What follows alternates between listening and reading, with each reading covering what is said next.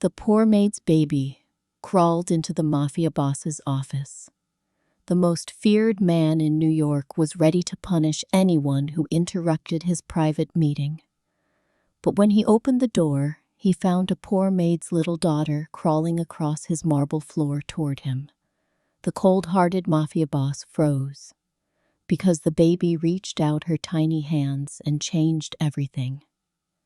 Murphy Moretti had given one strict instruction that morning, and in his world, an instruction was not a request, it was law. The private elevator servicing the 14th floor of his Manhattan penthouse had been locked down since 8 a.m. The doorman downstairs had been warned twice, and the multi-million-dollar Zurich video call currently glowing on his monitor required absolute dead silence. One cough, one shadow behind his shoulder, and a $40 million real estate deal would evaporate into thin air. Murphy sat at his mahogany desk, a man of 38 who had spent 2 decades ruling the underworld with cold, unyielding precision. His eyes remained fixed on the pale face of the Swiss banker on the screen, his jaw set like iron. Then, at the 12th minute of the conference, he heard it. A soft, rhythmic dragging sound scraped across the polished Italian marble just outside his heavy oak office door. Someone was moving in the restricted hallway. Murphy did not turn his head, but every muscle in his frame locked into lethal readiness. In the Duca, or rather the Moretti Empire, breaking a direct order meant a severe, immediate reckoning. He maintained his composure, nodded at the correct pauses, closed the digital contract with his trademark cold smile, and waited for the screen to go dark. The moment the connection severed, his anger surged like heated steel. He crossed the room with slow, heavy strides, ready to fire whoever had dared to compromise his security. He expected a careless cleaner or a clueless delivery boy, someone small and easy to erase from his payroll. He wrenched the door open, fully prepared to unleash his fury, but the words died instantly in his throat. Sitting directly in the middle of the pristine, echoing hallway was a baby girl. She could not have been more than 8 months old, wearing a faded pink cotton onesie with tiny white stars. Her dark, curling hair fell across her forehead, and she propped herself up on clumsy, uncoordinated hands, tilting her head. Without a shred of fear, she looked straight into the eyes of the most feared man in New York. Murphy Moretti, a man who signed execution orders without blinking, stood completely paralyzed in his own doorway. For a long, breathless moment, neither moved. Then, the baby offered a small, crooked smile, revealing 2 tiny, emerging milk teeth, and began to clumsily crawl forward. She dragged her knees across the cold marble, her determination absolute, heading straight toward his expensive leather shoes. When she reached his feet, she sat back, tipped her head all the way up, and raised both of her small arms into the air. The universal, innocent gesture that meant, "Pick me up." Murphy's breath hitched. He knew nothing of children. He had spent his entire life avoiding chaos, noise, and weakness. Yet something in those wide, trusting brown eyes bypassed every defensive wall he had built over 20 years. He slowly knelt down, his large hands awkwardly sliding beneath her arms as if handling fragile crystal, and lifted her against his chest. Instantly, she settled into him, her tiny warm head resting against his shoulder, one small fist closing tightly around his expensive silk tie. She smelled faintly of talcum powder and sweet milk, a scent entirely foreign to these cold stone halls. Before he could process the foreign warmth blooming inside his ribs, the sound of panicked, racing footsteps echoed down the corridor. Allie Carter rounded the corner, her face stark white, one hand clamped over her mouth to stifle a cry. She stopped dead in her tracks upon seeing the boss holding her child, her whole body trembling violently. I am so sorry, Mr. Moretti. I am so sorry, she sobbed, her words stumbling over one another as she pressed her palm against her chest. I only went to the restroom for 2 minutes, I swear. She crawled off her mat, and I looked everywhere. Allie squeezed her eyes shut, tears flooding her red-rimmed eyes, and choked out a plea for her life. Please, just let me pack my things. Do not call anyone. I will leave right now. I swear I will never come back. Murphy looked down at the weeping woman, expecting the familiar, clean surge of rage that usually accompanied such gross negligence. Instead, a strange, profound quiet settled over him. He looked from Allie's terrified face back to the tiny, sleeping weight resting securely against his collarbone. The silence in the hallway stretched, thick and heavy, until Murphy finally broke it with a voice uncharacteristically soft. How long? He asked. Allie flinched, her chin dropping toward her chest as her shoulders shook with despair. 3 months, sir. 3 months of a secret life unfolding right beneath his nose, hidden inside his own laundry room while he sipped espresso and reviewed criminal portfolios.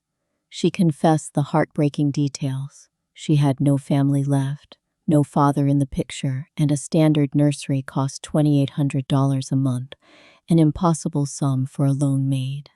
Murphy listened without interrupting, an uncomfortable, heavy ache spreading through his ribs. For 3 years, she had polished his floors and folded his shirts, and he had never once bothered to look at her as a human being. Now, holding her child, he realized how hollow his entire empire truly was.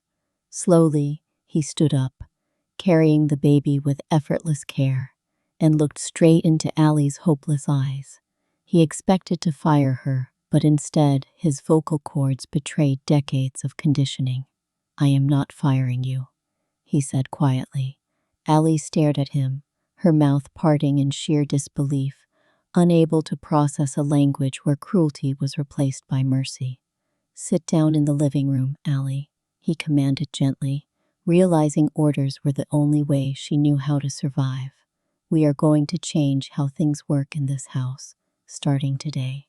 The morning sun filtered through the tall, floor-to-ceiling windows of the penthouse, casting long, pale beams across the polished marble. It was 7:05 a.m. In the past, this exact minute was defined by absolute, predictable isolation. Murphy Moretti stood near the edge of the hallway, a cup of black coffee cooling in his hand, watching a woman in a simple gray cleaning uniform step out of the private elevator. Allie Carter moved with the quiet, practiced caution of someone who had spent years trying to make herself invisible in rooms that were too large for her. She carried 2 bags over her shoulder, one containing her work apron and polishes, and a second, softer blue canvas bag with a strap worn thin at the edges. Murphy watched her disappear into the service wing toward the laundry room. He had walked past that specific door 1,000 times in 3 years without ever wondering what lay behind it. Today, his feet carried him toward it with deliberate slowness. He pushed the door open and stepped inside. The space was larger than he remembered, housing 2 heavy industrial washers, rows of stacked white towels, and neatly organized detergent bottles. But it was the far corner, wedged securely between a shelving unit and the cold tile wall, that made his breath catch. A thin, pale green foam mat had been laid out, surrounded by soft pillows to form a protective barrier against the hard floor. A tiny open tin of formula, a folded muslin cloth, and a rattle sat neatly beside it. As if sensing a presence, Allie emerged silently from the inner utility closet, freezing the instant she saw him standing in her makeshift nursery. She did not speak, nor did she attempt to make excuses. She simply braced herself for a verdict she still believed she had no right to contest. Murphy did not shout. He crouched down slowly, his joints stiff, and reached out one finger to gently brush against a tiny bare foot that had slipped out from under a light blanket.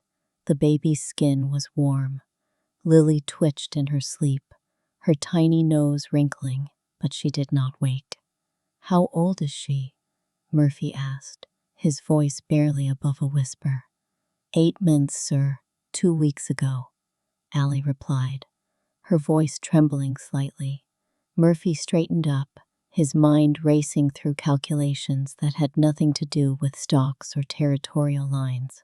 For 3 years he had judged men by their weaknesses, yet he had been completely blind to the quiet, heroic endurance of a mother working just feet away from his study. He looked around the clean, cramped corner where an infant had secretly lived for 90 days. A sudden wave of self-disgust rolled through his chest, heavier and colder than any anger he had ever known. "This cannot continue, Allie," he said quietly, his words hanging in the air like a heavy sentence. He saw the sheer terror flash in her eyes, knowing she misunderstood his intent. Without giving her a chance to panic, he turned toward the door. "She deserves more than a mat in a laundry room."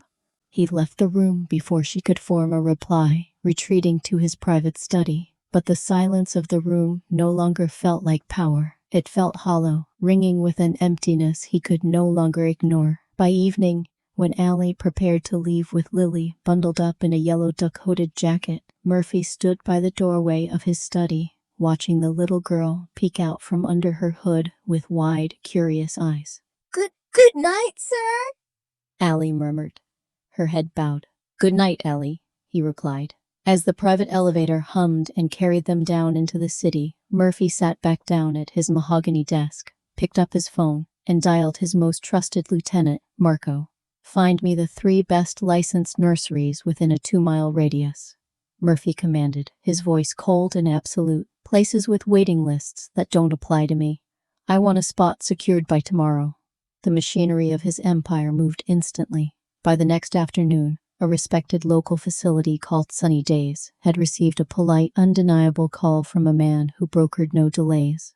Within 48 hours, the paperwork was complete, and a scholarship for working mothers had mysteriously materialized to cover the tuition, supplemented entirely from the shadows by a boss who refused to have his name spoken. But Murphy was not finished. On the 3rd day, while Allie was cleaning the upper guest suites, Murphy unlocked a small room beside the kitchen that had remained sealed for 3 full years, a room originally intended as a study bathed in soft afternoon light. He did not delegate this task. He ordered the thickest cloud-patterned foam mats, a pale white wooden crib, a low rocking chair with a cream-colored cushion, and shelves stocked with soft toys. In the very center of the crib, propped upright against a stack of blankets, he placed a single gray plush elephant with oversized ears and a trunk curled upward in a gesture of good luck. He had chosen it himself, testing the softness of its ears, knowing instinctively an 8-month-old infant would grip them first. When Allie finished her chores and stumbled upon the room later that afternoon, her hands flew to her mouth and silent tears streamed down her face. She looked at Murphy, who stood leaning against the doorframe, unable to comprehend the sheer magnitude of what he had done for her. "Why are you doing this, sir?" she choked out, her voice breaking under the weight of unearned grace. Murphy looked at her, then past her to where little Lily was already crawling toward the open door, her eyes fixed on the gray elephant inside the crib. He had no grand philosophy to offer, no polished speech to justify the sudden unraveling of his hardened soul. He only knew one undeniable truth. "Because I am able to," he said simply. He walked past her into the room, knelt beside the mat, and watched as Lily pulled herself up against the crib bars, her small fingers eagerly wrapping around the plush elephant's floppy ear.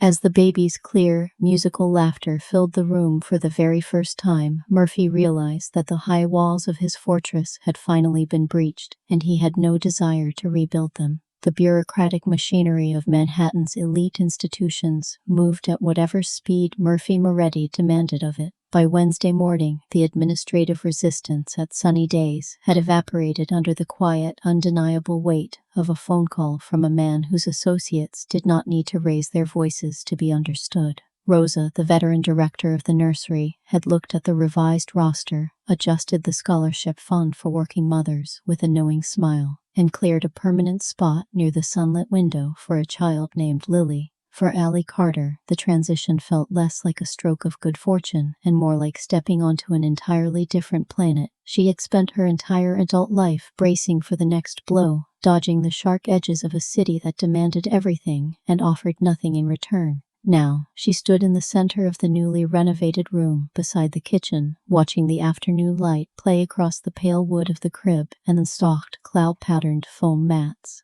The gray plush elephant Murphy had personally placed there still sat proudly against the folded blankets, its floppy ears waiting for small, determined fists. Allie's fingers traced the edge of the low rocking chair, her heart swelling with an emotion so foreign and overwhelming that it bordered on fear. How was a maid supposed to repay a debt of this magnitude? How did one balance the books when the currency being offered was not cash or collateral, but genuine, unprompted human decency from a man whose name was whispered with dread across 5 boroughs? That evening, when Murphy walked into the penthouse at precisely 5 p.m., an hour he had never once returned home in over a decade, he found Allie waiting in the hallway. She had finished her cleaning duties hours ago, yet she lingered, unable to leave without speaking.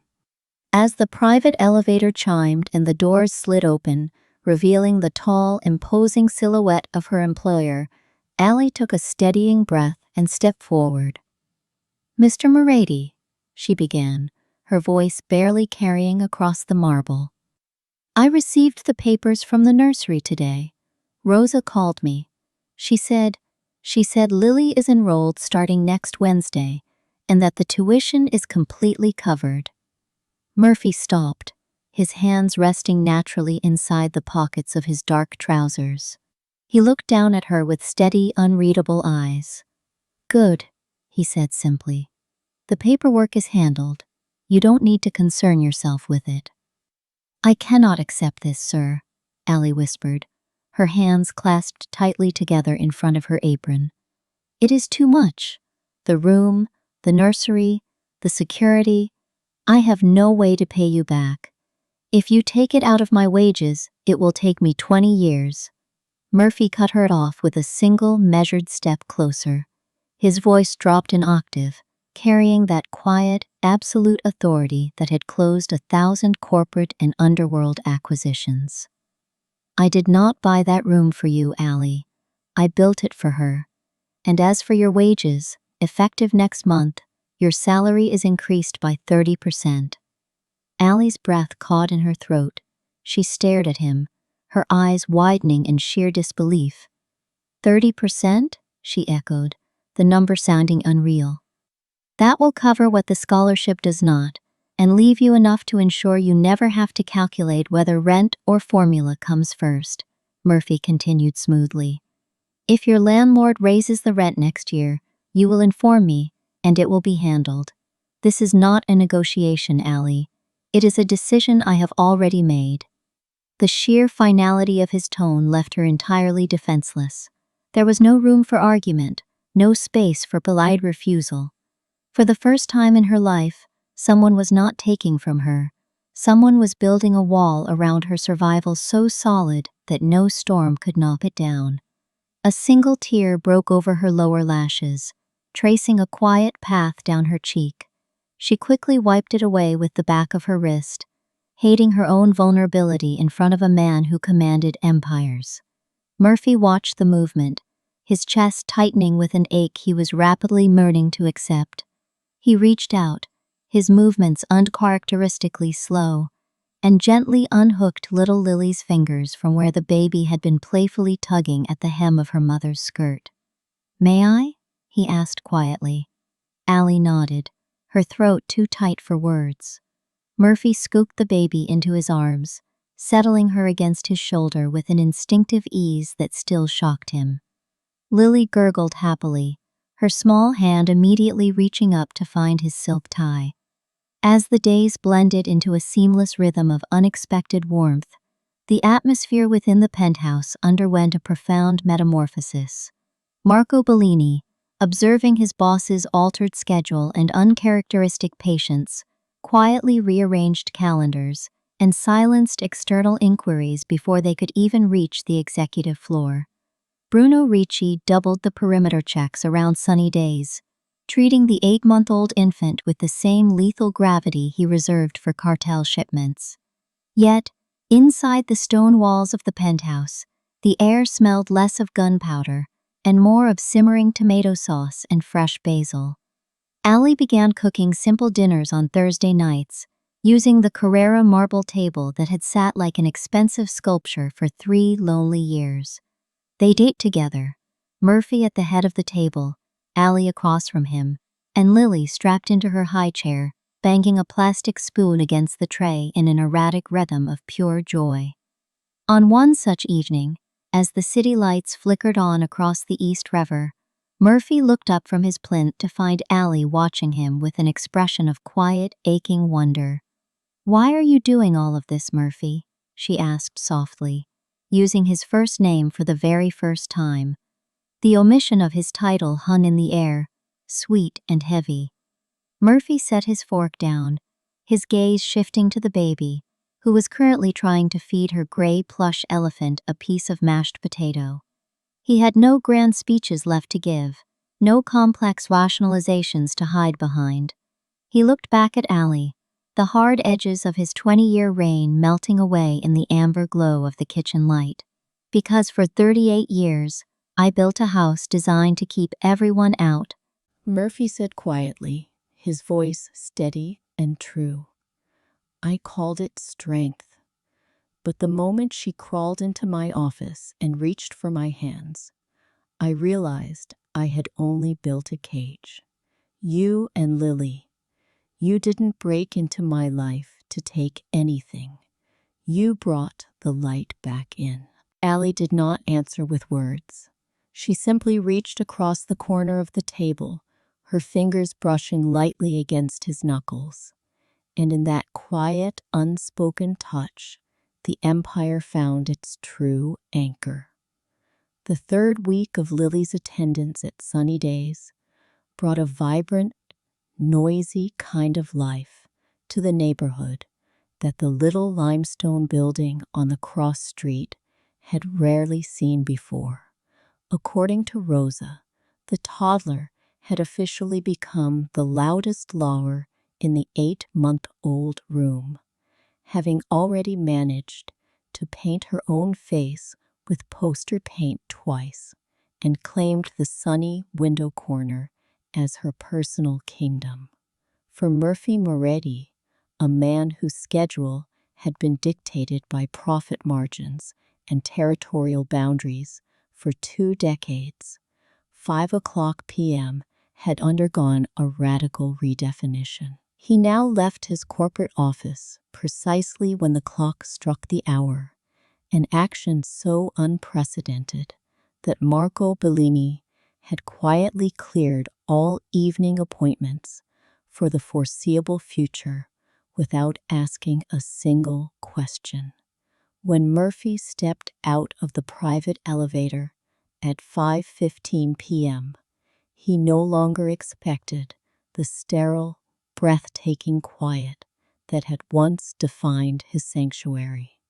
Instead, he heard the faint, joyous clatter of a plastic spoon against a high-chair tray, accompanied by Allie's soft, breathless laughter. The penthouse had transformed. It was no longer just an expensive collection of marble, crystal, and imported leather. It was a living, breathing ecosystem, warmed by the presence of a child who knew nothing of mafias or empires, only the comforting certainty of a full belly and safe walls. Yet, absolute peace in Murphy's world was always a fragile currency, constantly tested by the unpredictable realities of raising an infant. The test came on a humid Thursday night, just past midnight. Murphy was still awake in his study, reviewing a stack of international shipping manifests by the glow of a single green-shaded desk lamp, when a piercing, inconsolable wail shattered the silence of the penthouse. It was not the light, questioning cry of a hungry baby, but the sustained, exhausting shriek of an infant in deep, sharp pain. Murphy was on his feet instantly, his heart executing a heavy, instinctive lurch. He pushed open the door to the small nursery adjacent to the kitchen and found Allie standing in the center of the room, looking utterly broken and exhausted. Her hair was messy, her eyes rimmed with red, and small damp patches stained her blouse, where Lily had wept into it for hours. "I've tried everything, Mr. Murphy," Allie sobbed, her voice cracking as she rocked the feverish, red-faced infant against her shoulder. "It's another tooth cutting through. The numbing gel isn't working. The chilled teething ring is useless. She's been screaming like this for over 2 hours." Murphy didn't hesitate. He crossed the room in 3 long strides, his expression taut with a fierce, quiet protectiveness. "Give her to me," he said, holding out his arms. Allie blinked through her tears, startled, but handed the baby over without a word. The moment Lily was transferred to Murphy's chest, the tiny girl buried her hot, tear-streaked face into the hollow of his neck, her small fists instinctively grabbing the fabric of his dark shirt. The crying didn't stop immediately, but the tone shifted, softening from wild panic to a low, distressed whimper. She had made her choice about where safety lived. Murphy began to pace the length of the nursery, walking in a slow, steady, rhythmic arc, bouncing his knees with every step. Silence stretched across the room, broken only by the baby's ragged breath. Then, without a conscious decision, something unlocked in the deepest archives of Murphy's memory. A fragment of a song he hadn't heard since he was 6 years old. A rough, comforting Italian lullaby his mother used to sing in their cramped Brooklyn apartment when the winter winds rattled the glass. In a low, gravelly, slightly off-key voice, Murphy began to sing.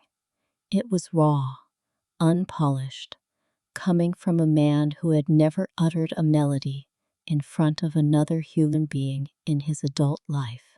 Yet, as the ancient words filled the quiet room, something extraordinary happened. Lily's sobbing began to stutter. The violent tremors in her small body slowed, dissolving into tiny rhythmic hiccups. She blinked her wet eyes against his collar, listened to the vibrating baritone of his chest, and slowly let her eyelids drift shut. Her grip on his shirt loosened by a single knuckle, her dense, warm weight melting it entirely into his frame. Allie sat frozen on the edge of the low rocking chair, watching the scene unfold with an expression of profound, aching wonder. For 20 years, the world knew Murphy Moretti as a ruthless predator who commanded fear with a glance. Here, standing in the dim nursery light, he was simply a man singing a mother's song to a child who wasn't his blood, holding the weight of the universe in one steady arm. When the fourth verse faded into absolute silence, marked only by Lily's deep, even breathing, Murphy gently lowered the sleeping infant into her crib, smoothing the muslin blanket over her shoulders with impossible care. He turned around to find Allie staring at him, her tears momentarily forgotten. "How did you know that song?" she whispered. Murphy walked over, standing just inches from her in the warm shadows of the room. "My mother sang it to me," he answered quietly, his voice carrying the ghost of a past he rarely visited. "A long time ago, before the world taught me how to build walls." Allie reached out, her fingers lightly brushing against his uninjured arm. "You are not just a protector, Murphy," she murmured, her voice steady and full of a courage she didn't know she possessed. "You are her home." As the clock ticked past 1 a.m., they didn't return to their separate rooms. Instead, they sat side by side on the living room sofa, watching the city lights drift across the river, wrapped in a quiet certainty that nothing in the world could ever tear apart. The morning light broke over the Manhattan skyline in shades of bruised gold and silver, casting long, sharp shadows across the concrete canyons below. For Murphy Moretti, the routine of a Saturday morning had once meant absolute solitude, a quiet window of time spent reviewing portfolio summaries before his lieutenants began calling with reports.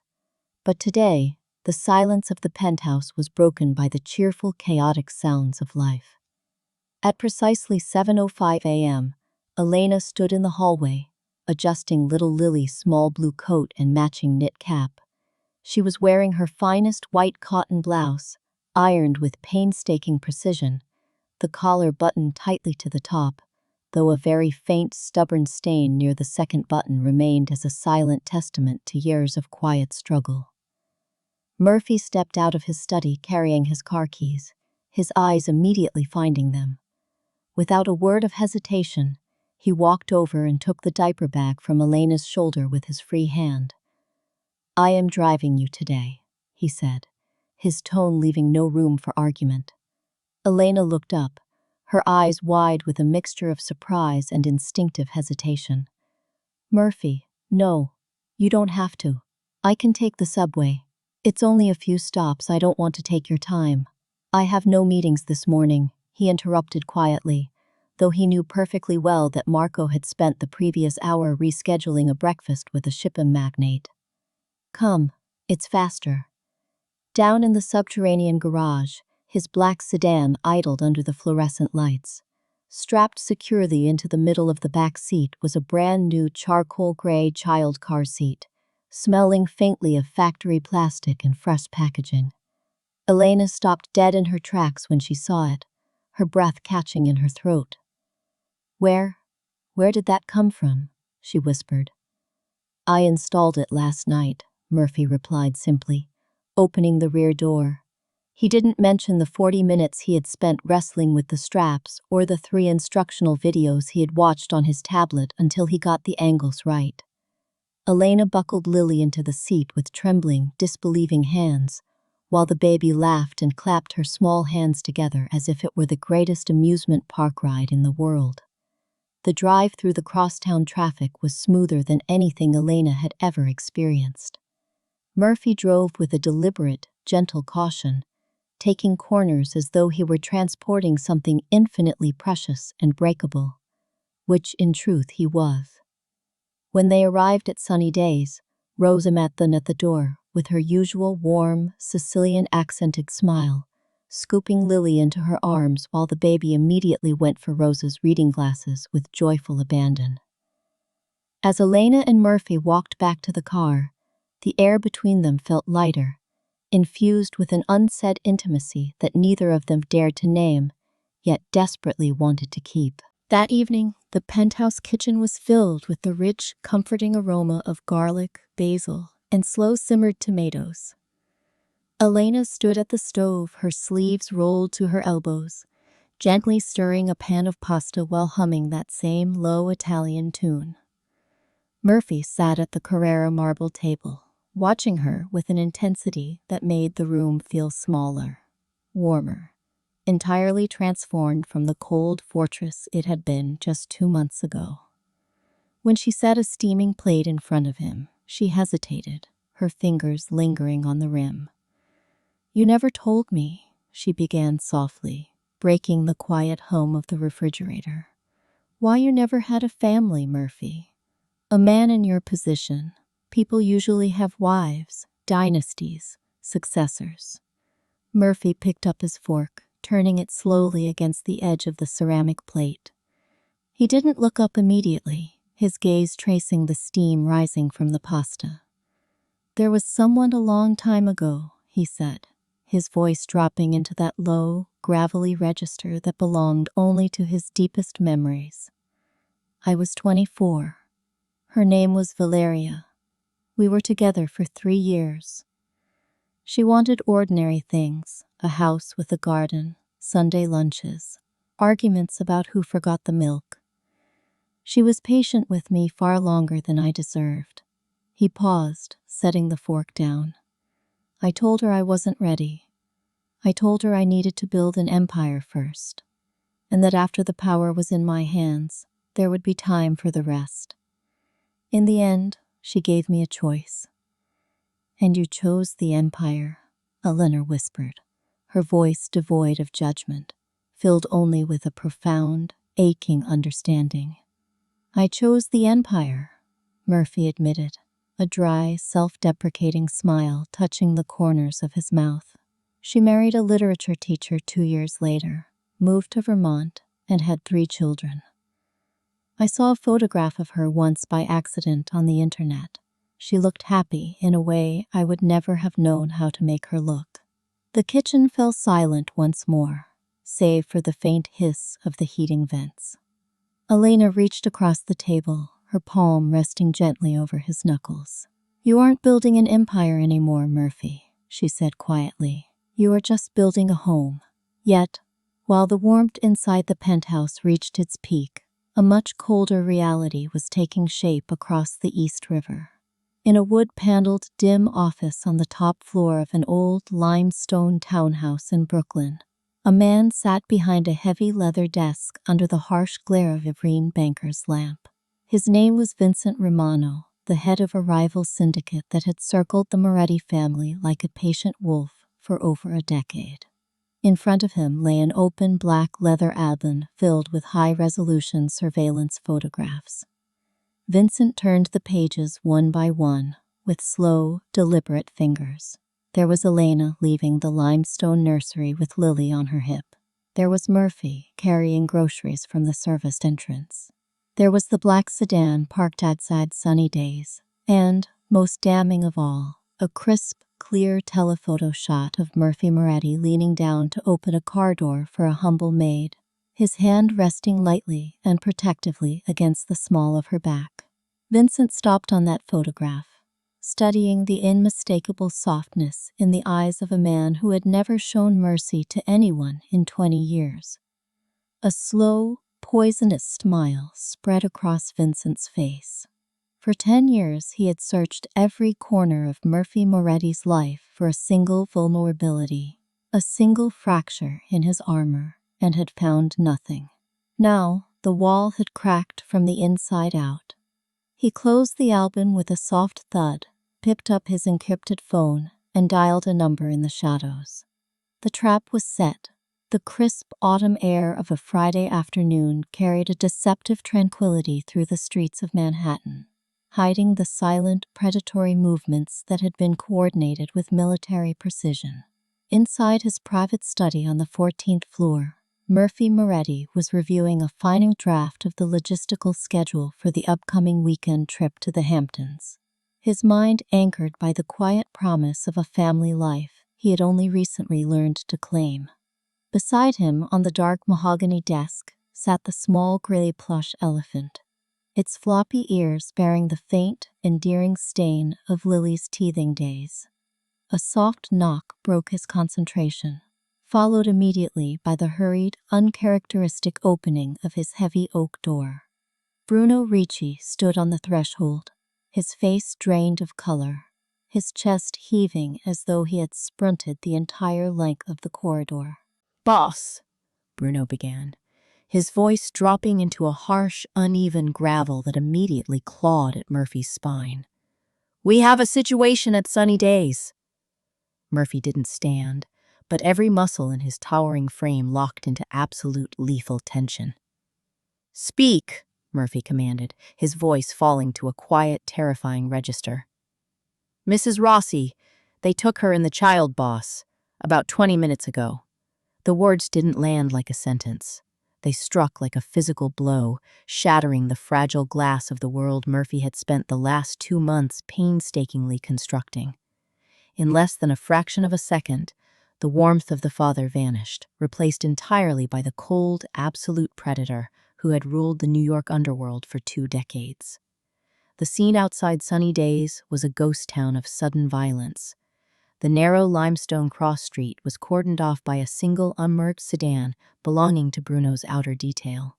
Rosa stood trembling on the front steps, her face buried in her hands, surrounded by 2 frantic teachers who were trying to keep her from collapsing.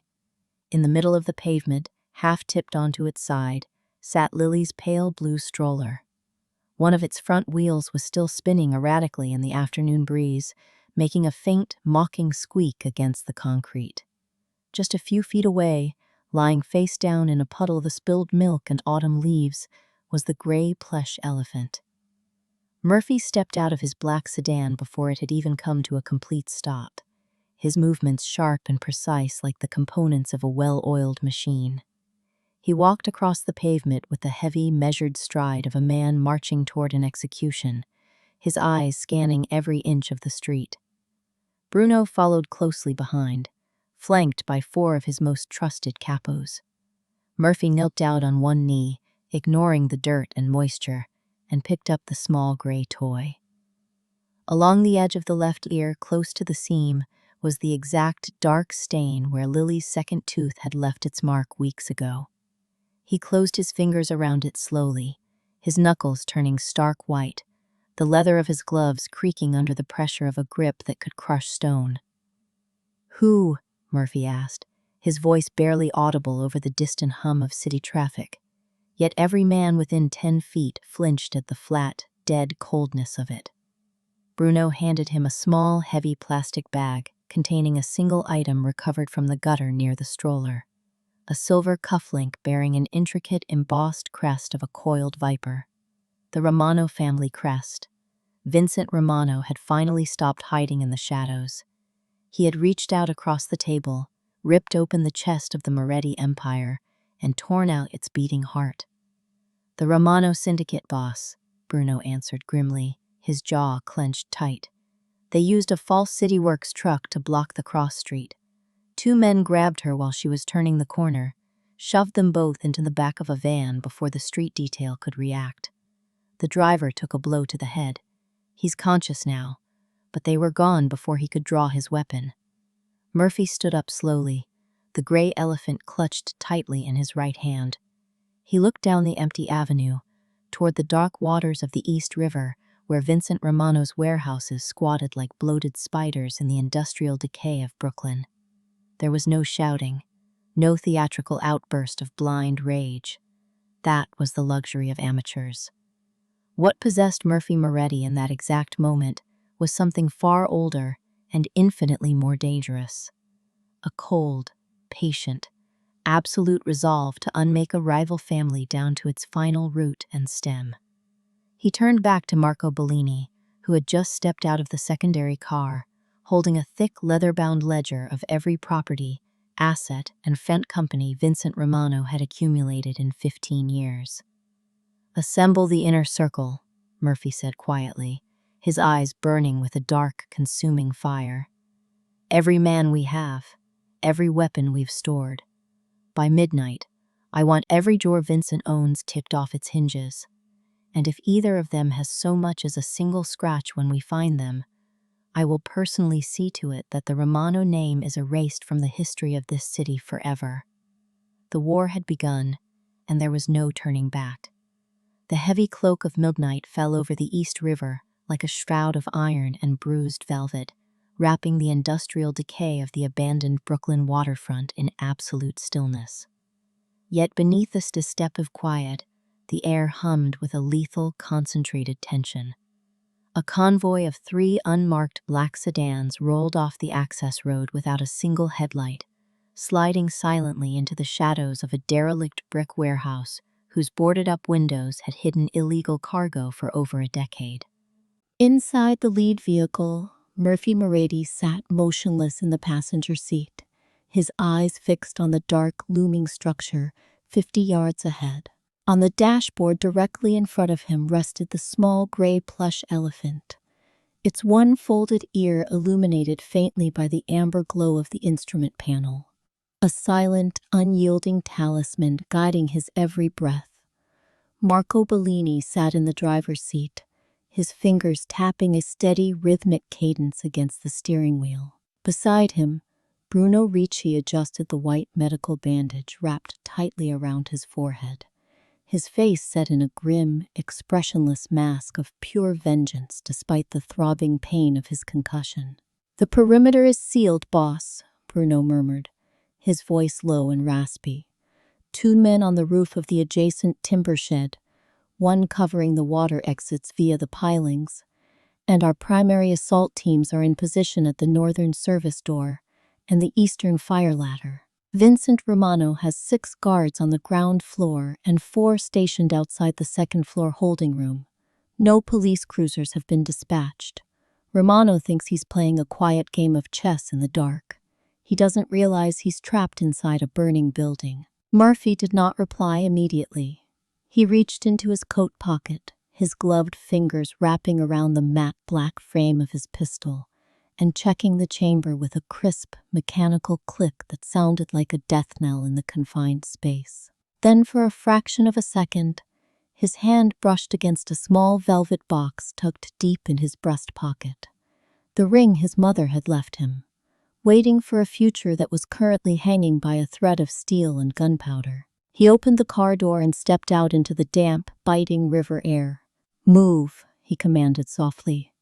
The assault was executed with the chilling, flawless efficiency of a military black ops operation. There were no shouts, no wasted movements, no hesitation. The rusted iron service door on the north wall gave way under a single, synchronized hydraulic shove, delivered by Bruno and his heavy-set capos. At the exact same second, the second-floor window at the top of the fire ladder blew inward as precision charges neutralized the latch. The first line of defense inside the ground-floor warehouse collapsed before the Romano guards even had time to lift their weapons from their laps. 2 suppressed shots cracked through the dusty air, short, sharp, final. Marco and his enforcers cleared the lower level in less than 40 seconds, leaving a trail of silent, neutralized threats in their wake. Murphy took the concrete stairs 3 at a time, his breathing steady, his focus absolute. Every instinctual fiber of his being was honed to a single, razor-sharp point. Elena and Lily were behind the steel-reinforced door at the end of the second-floor corridor. As he reached the top of the stairwell, a guard stepped out from a blind corner with a shotgun raised, his eyes wide with sudden panic. Before the man could pull the trigger, Murphy's pistol fired once. The bullet struck with absolute precision. The guard dropped his weapon and crumpled against the cracked plaster wall, sliding silently to the floor. Behind him, Bruno and 2 elite enforcers secured the hallway, cutting off any possibility of reinforcement from the rear. Murphy stood alone before the heavy, padlocked steel door that separated him from the only 2 people in the world who mattered. He didn't waste ammunition on the lock. He stepped back, raised his right boot, and slammed it against the frame with all the suppressed fury of a man whose entire universe had been violently upended. The wood splintered with a deafening crack. He kicked it a second time, and the heavy iron hinges tore completely out of the rotting masonry, the door crashing inward to hit the concrete floor with a hollow, echoing thud. The air inside the room rushed out to meet him, stale, smelling of fear, cold sweat, and cheap tobacco. Through the dim light of a single naked overhead bulb, Murphy saw her. Elena was tied securely to a wooden chair in the exact center of the room, her wrists bound with heavy plastic zip ties, a strip of silver duct tape pressed firmly across her mouth. A dark purple bruise bloomed high on her left cheek where a coward's hand had struck her. But it was her eyes, widening in a mixture of sheer disbelief, overwhelming relief, and wild terror, that pierced straight through his chest. And then, his gaze shifted to the far corner of the room. There, half hidden behind the frame of the very stroller they had stolen from the street, sat little Lily. Her face was stained with dry tears, her small body trembling as she clutched a stray piece of cloth in her tiny fists. For a single heartbeat, the roaring chaos of the war outside fell away, leaving only the fragile, sacred truth of what he had come to save. The air inside the dimly lit second-floor holding room had grown thick, tasting sharply of cordite dust and the raw, metallic tang of adrenaline. Kneeling beside the wooden chair, Murphy Moretti worked with swift, surgical precision, using the small blade from his coat pocket to slice through the heavy plastic zip ties that bound Elena's wrists and ankles. As the final restraint fell away, he gently peeled the silver duct tape from her mouth. Elena gasped, her breath rushing into her lungs like a drowning swimmer breaking the surface, and immediately threw her arms around his neck, burying her face against his shoulder. "Murphy!" she choked out, her voice raw with terror. "Lily, she's right there!" "I have you. Both of you," Murphy whispered fiercely, his hands steady despite the chaos roaring in his ears. He rose to his feet, swept little Lily into his free arm, and pulled Elena tightly against his side, turning to shield them both as he headed toward the door. "Going somewhere, Moretti?" The voice slithered out of the deep, recessed shadows near the cracked brick wall like a striking viper. Vincent Romano stepped into the harsh glow of the hanging bulb. His expensive dark overcoat was unbuttoned, his silver-streaked hair slightly disheveled, and in his right hand he held a heavy, chrome-plated revolver. His face was twisted into a triumphant, psychotic grin of a man who believed he had finally cornered his prey. 15 years, Murphy," Vincent sneered, raising the barrel directly toward the huddled cluster of human life in the center of the room. 15 years I watched you build walls, untouchable, arrogant. And in the end, a stray maid and a bastard infant brought the great Moretti Empire crashing down. A poetic ending, don't you think? Murphy didn't blink. He didn't waste breath on threats or negotiation. In the fractional microsecond before Vincent's finger tightened on the trigger, Murphy made a calculus that required no mathematics at all. He shifted his weight, driving his own body completely in front of Elena and Lily, turning his left shoulder directly into the line of fire to serve as an impenetrable human wall.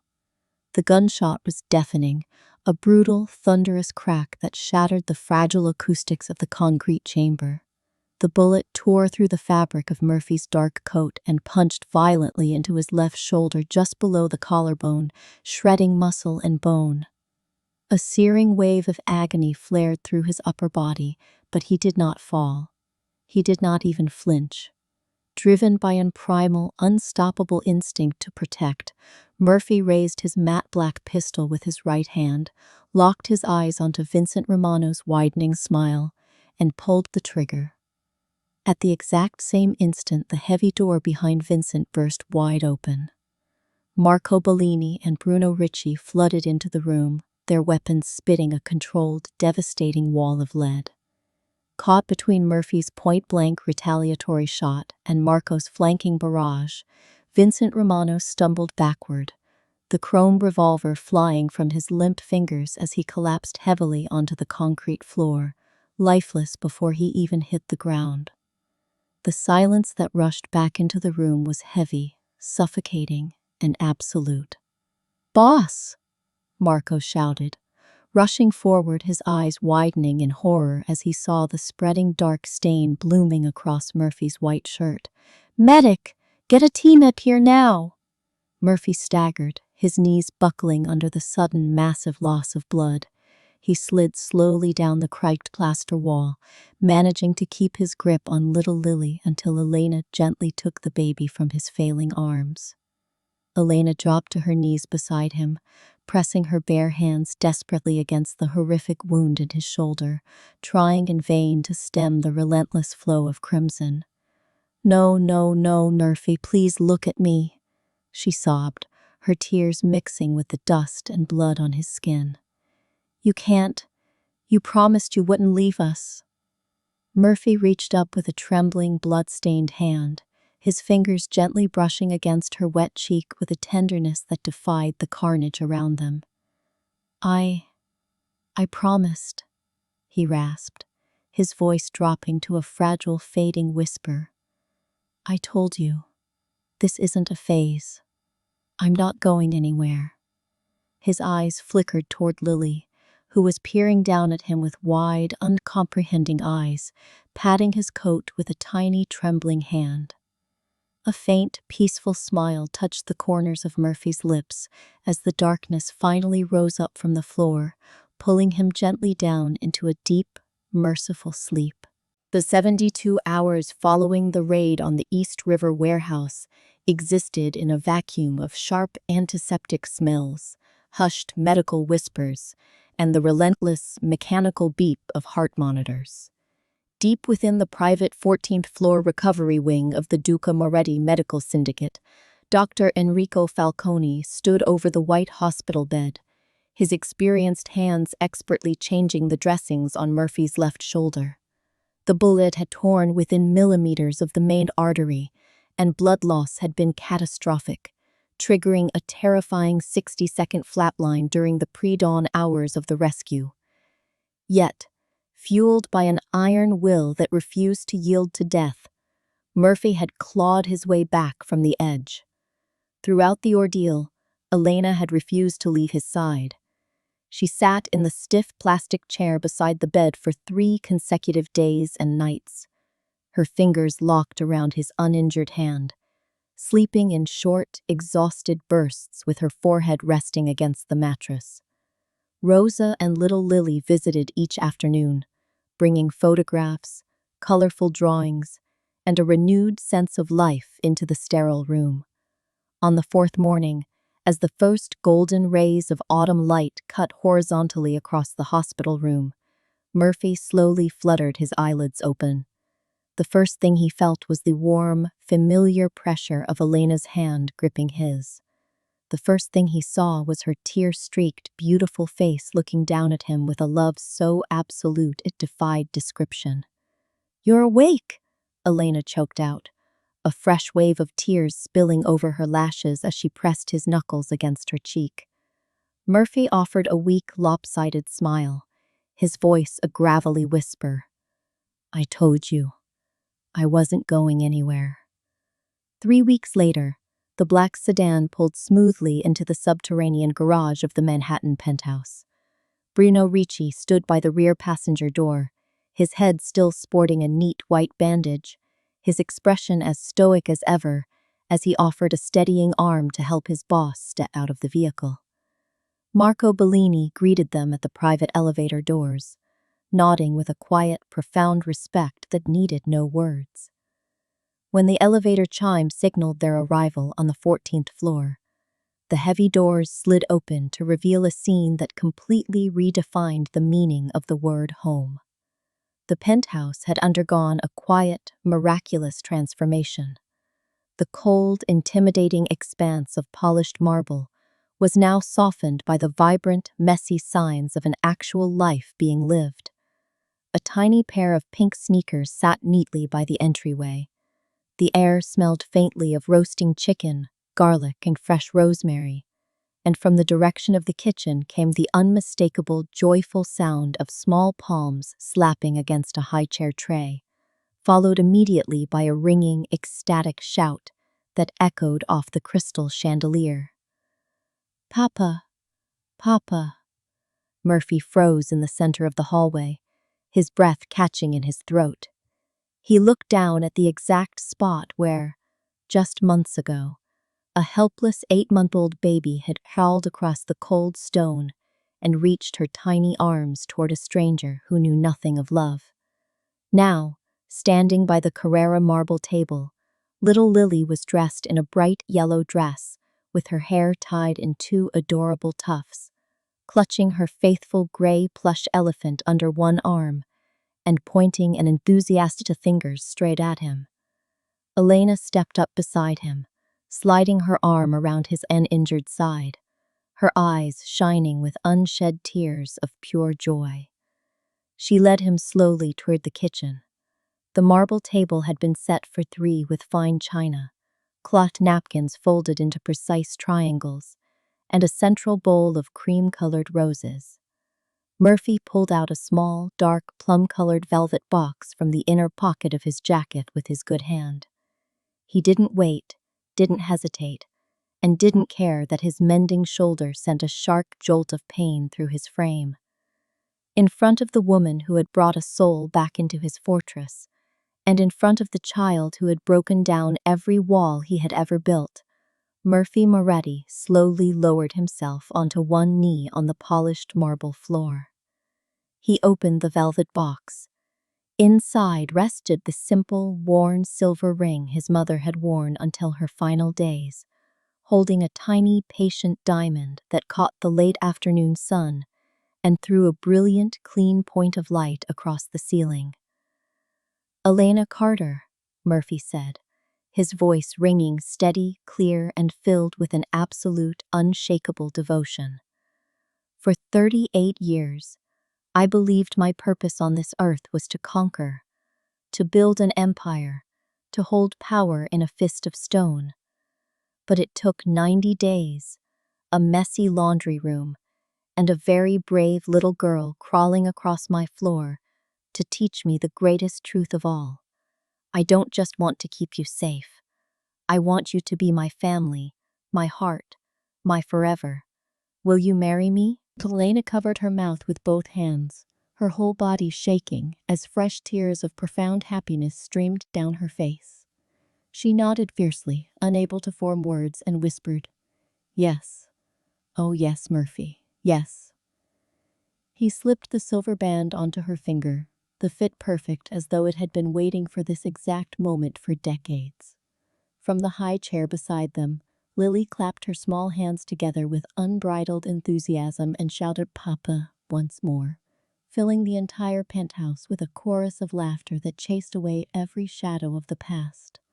Murphy rose, pulling Alina into his arms as Lily reached out from her seat, completing the circle of unconditional love. The empire of stone was gone. In its place stood a family, bound not by fear or blood, but by a grace so fierce and absolute that it would echo through the years to come. Dear friends, the high walls Murphy Moretti built around his heart for 38 years could never be conquered by an army or shattered by a rival's bullet. Yet they were undone in a single, quiet moment by the clumsy crawl of an 8-month-old baby and the quiet grace of a mother who only wanted a safe place to lay her child. True strength is never found in the cold silence of an empire, but in the fierce, trembling courage it takes to kneel down, open your hands, and let someone in. Sometimes, the universe does not just return what was taken from us. It gives us the miraculous chance to begin all over again, right there on the polished marble floor of a home finally built with love. So, we leave you with one final question today. Has a tiny, unexpected miracle ever walked into your life and rewritten your entire world? Please share your story with us in the comments below. If this journey touched your wounded heart, tap the like button. Subscribe to the channel so you never miss a single heartbeat. Share this tale with someone who reminds you of your own safe harbor. May you always be surrounded by souls worthy of your beautiful, fragile heart.